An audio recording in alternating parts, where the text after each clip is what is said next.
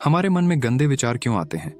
हम नहीं चाहते, लेकिन फिर भी हमारे मन में गंदे विचार आते रहते हैं।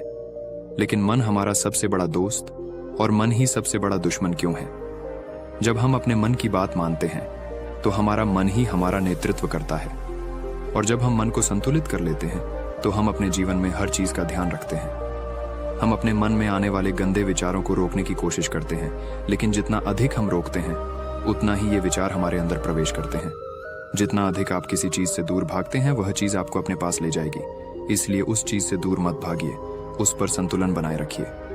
एक बार की बात है, एक बार एक युवक गौतम बुद्ध के पास आया और गौतम बुद्ध से बोला कि है बुद्ध, मेरे मन में इतने गंदे विचार क्यों आते हैं? मैं नहीं चाहता कि मेरे मन में गंदे विचार आए, पर मेरे मन में हमेशा काम वासना के विचार चलते रहते हैं और मैं इनके के बारे में सोच सोच कर बहुत परेशान हूँ।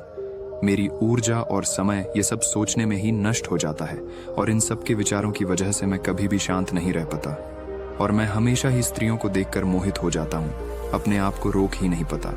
बुद्ध मुस्कुराए और उन्होंने उस युवक से पूछा, क्या तुम्हें पता है यह काम वासना होती क्या है?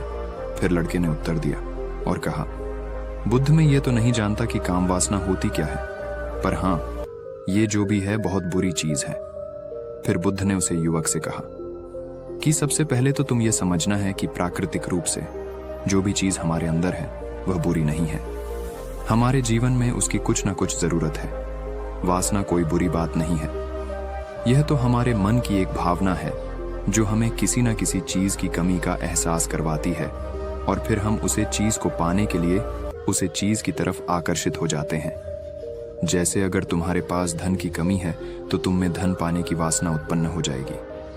तो वासना कुछ और नहीं, बस एक प्रकार की कमी है जो कि एक प्रकार की जरूरत का एहसास है, और जब ये जरूरत शारीरिक हो तो हम इसे काम वासना कह देते हैं। युवक ने गौतम बुद्ध को कहा कि बुद्ध, मुझे काम वासना का मतलब तो समझ में आ गया, पर आप मुझे ये बताइए कि यह आती कहां से है और कैसे आती है। ये गौतम बुद्ध ने कहा कि काम वासना कहीं से आती नहीं है, ये तो हमारे अंदर ही होती है, और इसका होना तो जरूरी भी है, तभी तो मानव जाति का विस्तार होगा। युवक ने कहा, जब यह हमारे अंदर ही है और जरूरी भी है तो फिर लोग इसे गलत क्यों बोलते हैं? बुद्ध ने कहा कि यही तो समस्या है, लोगों ने काम वासना को गलत तरीके से सोच लिया है। इसे छिपाने की, दबाने की कोशिश करते हैं। काम वासना गलत नहीं है, बल्कि काम वासना का गलत तरीके से प्रयोग करना गलत बात है। लोग जिससे प्रेम करते हैं बस उसी के लिए जीने लग जाते हैं, उसे पाना ही अपना लक्ष्य बना लेते हैं और उसी के बारे में हमेशा सोचते रहते हैं, पर यह सब गलत है। बुद्ध ने युवक से कहा, क्या तुम्हें पता जानवरों में भी कम वासना होती है? युवक ने उत्तर दिया, हाँ बुद्ध, जानवरों में भी काम वासना होती है, क्योंकि जानवर भी तो आखिर अपनी पीढ़ी को आगे बढ़ाएंगे। बुद्ध ने कहा, तो फिर हम जानवरों की काम वासना को गलत क्यों नहीं कहते? युवक ने कहा, मुझे नहीं पता महात्मा, आप ही मुझे बताइए। गौतम बुद्ध ने कहा कि जानवर अपनी काम वासना का प्रयोग आनंद प्राप्ति के लिए नहीं करते, वह तो सिर्फ संतान उत्पन्न करने के लिए काम वासना का उपयोग करते हैं। जानवरों को प्रकृति ने इतनी समझ नहीं दी कि वह काम वासना को अपने सुख का आधार बना सके, जबकि मनुष्य अपनी समझ के बलबूते पर प्रकृति में पाई जाने वाली प्रत्येक वस्तु को अपने सुख के लिए अपने प्रयोग करता है। हम इंसानों ने ही काम वासना को अपने सुख का साधन बना लिया है, जबकि प्रकृति ने तो हमें अपने वंश को आगे बढ़ाने के लिए दिया था। लेकिन इंसानों ने इसे अपने जीवन का परम लक्ष्य बना रखा है, और इस तरह से काम वासना का बेलगाम हो जाना गलत है। युवक ने पूछा, महात्मा, ये कम वासना हम पर हावी क्यों होती है? क्यों ये बेलगाम हो जाती है? तब गौतम बुद्ध ने कहा कि सुनो, अब जो मैं तुम्हें बताऊंगा उसे तुम ध्यानपूर्वक सुनना। काम वासना का सारा खेल तुम्हें समझ आ जाएगा, तुम्हें तुम्हारे सारे सवालों का जवाब मिल जाएगा, बस तुम्हें ध्यान से सुनकर समझना है। फिर गौतम बुद्ध युवक को बताना शुरू करते हैं। एक बार की बात है, एक आश्रम में गुरु और उनके शिष्य रहा करते थे, जिससे रोजाना आश्रम के बाहर स्थित गांव में भिक्षा लेने के लिए जाते थे। उसे आश्रम का एक शिष्य जिस गांव में भिक्षा लेने जाता था, उसे रास्ते में एक नदी पद्धति थी जिससे रोज उसी रास्ते से भिक्षा लेने जाता था। एक दिन उसने देखा कि एक लड़का पेड़ के पीछे छिपा है। वह उस लड़के के पास गया और उससे जाकर बोला, भाई, तुम इस पेड़ के पीछे छिपकर क्या देख रहे हो? लड़के ने कहा, अरे तुझे नहीं दिख रहा क्या कि मैं क्या देख रहा हूं? तब शिष्य ने नदी की तरफ देखा तो वहां पर कुछ लड़कियां पानी भर रही थीं। वो लड़कियां 14-15 साल की होगी। तब शिष्य ने उसे लड़के से कहा, अरे भाई, वहां पर तो लड़कियां पानी भर रही हैं, इसमें छिपकर देखने वाली क्या बात है। तब वो लड़का शिष्य की तरफ देखकर उससे कहता है, अरे पागल, तुम्हें दिखाई नहीं दे रहा? ये परी कैसे नदी से पानी ला रही है? जरा उनकी अदाओं को तो देखो, उनके कोमल शरीर को देखो, उनकी पतली कमर मटके को उठाते समय बल खाती है और उनके बाल उनकी कमर पर कैसे लहरा रहे हैं, मानो सुंदरता बिखरी पड़ी हो। उसने फिर से नदी के किनारे देखा और इस बार वह नदी के किनारे देखता रहा। अब कुछ भी दिखाई नहीं दे रहा था और वह बिल्कुल निडर था। उसे किसी भी चीज का कोई डर नहीं था। लेकिन अब वो छिपने लगा और उन लड़कियों को देखने लगा जैसे उसने कोई अपराध कर दिया हो। और जब वो छिपकर उन लड़कियों को देख रहा था, तभी वो अचानक अंदर से कौंप गया और उसने कहा कि ये मैं क्या कर रहा हूँ, मैं कर रहा हूँ वो सही नहीं है, मुझे यहाँ से चले जाना चाहिए। और फिर वह जल्दी से वहां से चला गया। वो आश्रम पहुंच जाता है। आश्रम जाकर वो अपने कार्यों में लग गया। लेकिन जो अभी वह देखकर आया था, वही उसकी आंखों के सामने बार बार आ रहा था। उसके मन में वही दृश्य चल रहा था। उसका दिमाग सब कुछ देखने के लिए संघर्ष कर रहा था। उसका किसी भी काम में मन नहीं लग रहा था। सुबह होते ही वह रोज जल्दी ही भिक्षा के लिए आश्रम से निकल जाता और उस नदी के पास वाले पेड़ के पास जाता, जहां पर वह लड़का पहले से मौजूद रहता था। उसके साथ मिलकर लड़कियों को छुप छुप कर देखता था। अब वह ऐसा रोज करने लग गया, यह उसके रोज का काम हो गया। अब उस शिष्य का मन किसी भी काम में नहीं लगता था। वो हमेशा ही किसी न किसी प्रकार के विचार में उलझा रहता। वो आश्रम के कार्यों को भी ठीक ढंग से नहीं कर पा रहा था। ना वो ठीक से सो पाता था, ना वो ठीक से खाना खा पाता था। उसका मन बेचैन सा रहता था। उसका मन बार बार उन लड़कियों की खूबसूरती देखने को मचलता था। जब गुरु भिक्षा दे रहे थे, तब भी उनका मन किन्हीं अन्य विचारों में खोया हुआ था। गुरु ने अपने शिष्य की इन हरकतों को भांप लिया था। फिर एक दिन गुरु ने शिष्य को अपने पास बुलाया और कहा कि आज से मैं भी तुम्हारे साथ भिक्षा मांगने चलूंगा। आप और मैं एक साथ भिक्षा मांगने जाएंगे। तभी शिष्य गुरु को माना करते हुए बोला, नहीं गुरुदेव, आप परेशान क्यों हो रहे हो?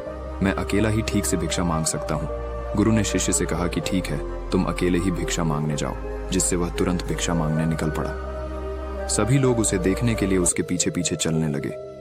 थोड़ी दूर जाने पर गुरु ने देखा कि उनका शिष्य एक अपराधी की तरह एक लड़के के साथ पेड़ के पीछे छिपा हुआ है और छिपकर कुछ देख रहा है। गुरु भी अपने शिष्य के पीछे जाकर खड़े हो गए। उसका शिष्य क्या देख रहा है, जिसे देखने के लिए वह एक अपराधी की तरह पेड़ के पीछे छिपा हुआ है? गुरु ने देखा कि उसका शिष्य पेड़ के पीछे छिपकर नदी से पानी ले रही लड़कियों को देख रहा है। तब गुरु ने शिष्य से कहा, क्या देख रहे हो? अपने मालिक की आवाज सुनकर वह डर गया और उसके पसीने छूटने लगे। वह ऐसे कांपने लगा जैसे उसने किसी चोर को चोरी करते समय पकड़ लिया हो। उसी से की हालत खराब हो गई। वो कुछ भी नहीं बोल कर रहा था। दूसरा का जो शिष्य के साथ था वहां से भाग गया। उसके मुंह से कुछ टूटे फूटे शब्द ही बाहर निकल रहे थे।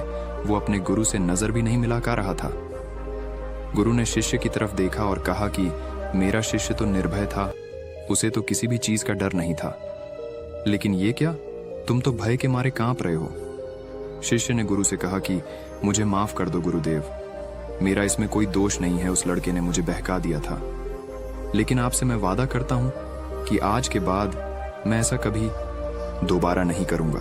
मुझे माफ कर दो गुरुदेव। गुरु ने शिष्य से कहा कि कोई बात नहीं, पर इस बात का तुम ध्यान रखना कि हम जैसी संगति करते हैं वैसा ही फल हमें प्राप्त होता है। हम जैसी संगति करते हैं उसके विचार हमारे अंदर प्रवेश करते हैं। इसीलिए अच्छी संगति करो जिससे तुम्हारे अंदर अच्छे विचारों का प्रवेश हो। फिर गुरु और शिष्य आश्रम लौट आए और फिर से शिष्य आश्रम के कार्यों पर ध्यान देने लगा। उसने उस रास्ते को छोड़ दिया और दूसरे रास्ते से जाने लगा। वो अपने काम को ध्यान से करता, लेकिन धीरे धीरे उसके अंदर क्रोध उत्पन्न हो गया और फिर वो दूसरे शिष्यों पर क्रोध करने लगा और बेचैन रहने लग गया। अब वो सही समय पर भोजन भी नहीं करता था। वो भोजन भी बहुत कम खाता था। एक रात गुरु शिष्य के पास आए और उसे बोले कि अब तक तुमने कितनी बार अपना वादा तोड़ दिया। यह सुनकर शिष्य अपने गुरु के चरणों में गिर गया और रोने लगा। रोते रोते ही उसने गुरु से कहा कि गुरुदेव, मैं कई बार अपना वादा तोड़ चुका हूँ। फिर मैं वादा करता हूँ, लेकिन हर बार जब मैं वादा तोड़ देता हूँ तो मेरा मन मेरे वश में नहीं रहता। मैं बहुत कोशिश करता हूँ कि अपने मन से सारे बुरे विचार निकाल दूं, लेकिन चाह कर भी मैं ऐसा नहीं कर पाता। फिर गुरु ने शिष्य को कहा कि चलो मेरे साथ। गुरु शिष्य को आश्रम के बगीचे में लेकर गए और शिष्य से कहा कि देखो यहाँ पर कुछ नाली बनी हुई है जिससे नदी का पानी इन पौधों तक आ रहा है और ये पानी निरंतर गति से आगे बढ़ रहा है। क्या तुम इस पानी के बहाव को रोक सकते हो? शिष्य ने कहा कि हाँ गुरुदेव, मैं इस बहाव को रोक सकता हूँ। फिर शिष्य ने मिट्टी उठाकर उस नाली में रख दी तो पानी थोड़ी देर के लिए रुक गया और फिर थोड़ी देर बाद उस मिट्टी के ऊपर से पानी बहने लगा। गुरु ने शिष्य से कहा, अरे ये क्या, ये तो पानी रुका ही नहीं। फिर से शिष्य ने कुछ कंकर पत्थर उठाकर उसे नाली में रख दिए और फिर थोड़ी देर के लिए पानी रुक गया, लेकिन फिर थोड़ी देर बाद ही उन कंकड़ पत्थर के ऊपर से पानी निकल आया। फिर गुरु ने कहा कि शिष्य, यह क्या हुआ? पानी तो फिर से बहने लग गया।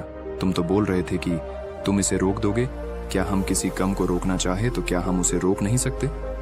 तब शिष्य ने कहा, कोई बात नहीं गुरुदेव, मैं इस पानी को तो आपको रोक के दिखाऊंगा। शिष्य फिर से एक बड़ा सा पत्थर लेकर आया और उसे नाली पर रख दिया और पानी रुक गया।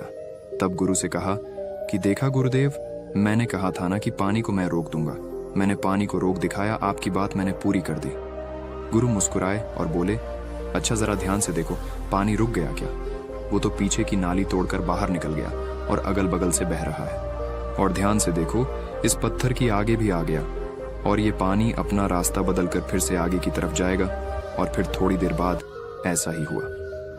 फिर गुरु ने शिष्य को समझाया कि तुम्हारे साथ भी तो ऐसा ही रहा है। तुम बार बार प्रयास कर रहे हो, बड़े से बड़ा प्रयास कर रहे हो, पर हर बार तुम्हारा प्रयास टूट रहा है और यह हमेशा टूटता ही रहेगा। तुम कितना भी बड़ा पत्थर रख लो, लेकिन पानी तो अपना रास्ता बना ही लेगा। यह सब देखकर शिष्य ने गुरु से कहा कि ही गुरुदेव, क्या कोई तरीका नहीं है जिससे मैं गंदे विचारों से बाहर निकल सकूं और ये मेरे मन में आए ही ना? गुरु शिष्य को एक नदी के पास ले गए जहां से उसे बगीचे में पानी जा रहा था। गुरु ने शिष्य से कहा, वो पानी इसी नदी से जा रहा है। अगर हम यहीं से उसे रास्ते को बंद कर दें जहां से पानी बगीचे में जा रहा है, तब क्या हम पानी को रोक नहीं सकते? शिष्य ने कहा कि हाँ गुरुदेव, अवश्य ऐसा हो सकता है। मैं इस पानी को यहीं से बंद कर देता हूं। तब आगे की नाली में पानी जाएगा ही नहीं और फिर बगीचे पानी जाएगा ही नहीं। फिर शिष्य नदी से जाने वाले रास्ते को बहुत मेहनत करके पत्थर और मिट्टी डालकर बंद कर दिया और गुरु से कहा कि गुरुदेव, मैंने पानी को बंद कर दिया है, अब ये पानी बगीचे में जाएगा ही नहीं। तब गुरु ने कहा, शिष्य से अगर पानी बगीचे में नहीं जाएगा तो पेड़ पौधों को पानी कहाँ से मिलेगा? उन पेड़ पौधों को तो पानी की आवश्यकता है और उन पेड़ पौधों में कुछ पेड़ पौधे तो ऐसे हैं जिनको रोज पानी की आवश्यकता है। वह तो मुरझाकर मर ही जाएंगे, उनका क्या होगा? पानी तो हमें खोलना ही होगा। शिष्य ने गुरु की बात सुनकर वापस नदी से जाने वाले पानी का रास्ता खोल दिया। तब गुरु ने शिष्य से पूछा, शिष्य, अगर हम इस नदी के पूरे पानी को बगीचे की तरफ मोड़ दें तो क्या होगा? तब शिष्य ने जवाब दिया कि गुरुदेव, वहां पर जितने भी पेड़ पौधे हैं लकर नष्ट हो जाएंगे, वहां पर कुछ नहीं बचेगा। फिर गुरु मुस्कुराए और बोले, तुम इस बात को समझो कि हमें किसी भी चीज को रोकना नहीं है, बस हमें हमेशा संतुलन बनाए रखना है। कम पानी से भी पौधे नष्ट होते हैं और ज्यादा पानी से भी पौधे नष्ट होते हैं। हमारा जीवन संतुलन से ही चलता है। गुरु ने शिष्य से कहा कि अगर मैं तुम्हें कुछ कहूं कि तुम आम के बारे में मत सोचो, तो तुम्हारे मन में सबसे पहले किसका चित्र आएगा? शिष्य ने कहा कि गुरुदेव, मेरे मन में तो पहला चित्र आम का ही आएगा। ने गुरु ने कहा कि जब हम गंदे विचारों को जबरदस्ती रोकने का प्रयास करते हैं तो वह और मजबूती के साथ हमारे अंदर प्रवेश करते हैं, हमारे अंदर उठाते हैं। इसीलिए हमें उन्हें कभी भी दबाने की कोशिश नहीं करनी चाहिए। तब गुरु शिष्य के पास गए और बोले कि बुरे लोगों की संगति के कारण भी हमारे अंदर गंदे विचार आते हैं।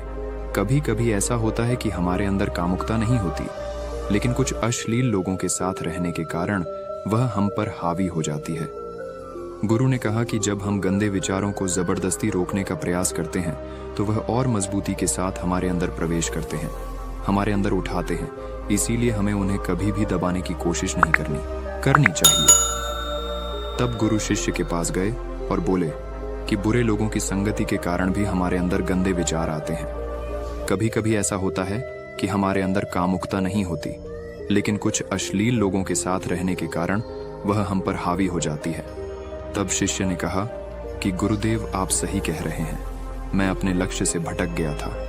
तब वह शिष्य रात को बहुत शांति से सोया, सुबह पूरे मन से अपना काम किया और फिर सुबह वही भिक्षा लेने चला गया। जहां वह लड़का आज भी पेड़ के पीछे छुपकर उन लड़कियों को देख रहा वो शिष्य नदी पर गया जहां वह लड़कियां पानी भर रही थीं। उसने उन लड़कियों से पानी मांगा। उन लड़कियों में से एक लड़की ने उसे पानी पिलाया और उसे सन्यासी शिष्य के चरण छुए। शिष्य ने उसे आशीर्वाद दिया कि तुम्हारा कल्याण हो। शिष्य का मन सकारात्मक ऊर्जा से भर गया। उसके चेहरे पर मुस्कान आ गई थी, जैसे उसे कोई खोई हुई चीज वापस मिल गई हो। वह अपने रास्ते पर वापस जाने लगा। तभी पीछे से वह लड़का आया जो पेड़ के पीछे छिपा था। वह शिष्य के पास आया और बोला कि क्या बात है, आज तुमने करीब से देखा है, आप तो मुझसे आगे निकल गए। तब शिष्य ने कहा कि हम हमेशा दूसरे के दर्शन करने में ही व्यस्त रहते हैं, अपने दर्शन कर ही नहीं पाते। तुम कब तक इस पेड़ के पीछे छुपाते रहोगे? किसी को पसंद कर लो, उससे बोल दो। अगर वो भी तुम्हें पसंद करती है तो शादी कर लो, और उससे पहले तुम कुछ बन जाओ। अपने आप को पहचान लो, ऐसे अपना समय बर्बाद मत करो। फिर वह लड़का रोज उससे मिलने लगा और उसे लड़के ने नदी पर जाना छोड़ दिया। और फिर वो लड़का अपने जीवन में कुछ बनने के लिए संघर्ष करने लगा। तो तुमने देखा संगति का असर क्या होता है। अपनी संगति बदलो, अपने विचार बदलो। बुद्ध ने युवक से पूछा कि क्या तुम्हें तुम्हारे सारे सवालों का जवाब मिल गया? तब युवक ने कहा कि हाँ महात्मा जी, आपका बहुत बहुत धन्यवाद। तब गौतम बुद्ध ने युवक से कहा कि जब तुम्हारे मन में गंदे विचार आए तब आप अपने आप को दोषी मत मानो। ये शरीर है और ये सब हजारों वर्षों से सिखाया गया है। एक केवल तुम्हारे सोच लेने से, शपथ लेने से ये टूटने वाला है नहीं, लेकिन तुम्हारे पास वो शक्ति है, वो ऊर्जा है जिसका तुम्हें संतुलन उपयोग करना है। तुम एक जीवित ऊर्जा हो जो कुछ भी अनुभव करने के लिए स्वतंत्र है, जो निर्माण करने के लिए स्वतंत्र है। इसीलिए तुम अपने आप को पहचानो। ये बोलकर गौतम बुद्ध मौन हो गए और वो युवक वहां से चला गया। दोस्तों, कहानी कैसी लगी कमेंट में जरूर बताएं और हमारे चैनल को सब्सक्राइब जरूर कर लें। धन्यवाद।